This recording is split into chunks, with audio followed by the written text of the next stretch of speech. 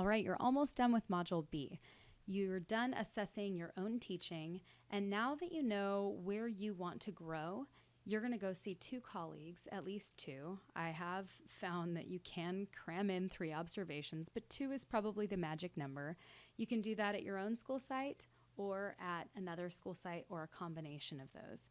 You're going to hopefully go with your consulting teacher, and they're going to be instrumental. He or she is going to email the teachers that you can observe. You got some ideas from your administrator back in Module A when you did the site orientation, so go back and look at your notes and see who your site administrator recommended. You can choose to go to those people, or you can choose to go to somebody else. It really depends on what you're looking for. You're going to write those colleagues' names in here, the date of the observation, and then the focus. And the focus is going to be taken directly from your post-observation conference. It's just written here so that while you're taking notes, you're able to see what did I want to look at? Did I want to look at transitions? Did I want to look at formative assessment on the fly in the classroom?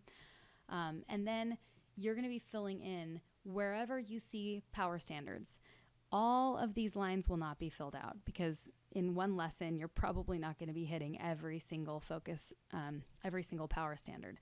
But you will find that certain pieces of evidence in the lessons that you observe will fit nicely. So if I go see 2 teachers, you're going to take the really important evidence pieces and put them into this table. Now, it's important to note that you probably don't want to include any opinion. You want to include exactly what you saw and try to be as specific as possible. For instance, instead of saying, I like the way that Mrs. Smith used her student responders, that doesn't really tell me exactly how she used the student responders or why you liked it.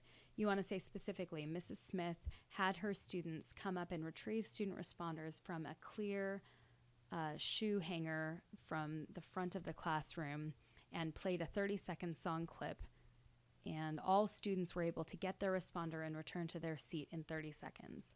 So that tells me that it's a very effective transition. It talks about the classroom management of it, and it also gives an idea as to how you can house those student responders. So again, you want to try to include just evidence. And you're not going to be doing this alone. You're going to be working with your consulting teacher. Hopefully he or she is able to go with you on those observations, but even if he or she can't, you can sit down after you've gone on your observation, discuss your notes, and then you 2 can fill this out together. I hope that helps, and congratulations, you've finished Module B.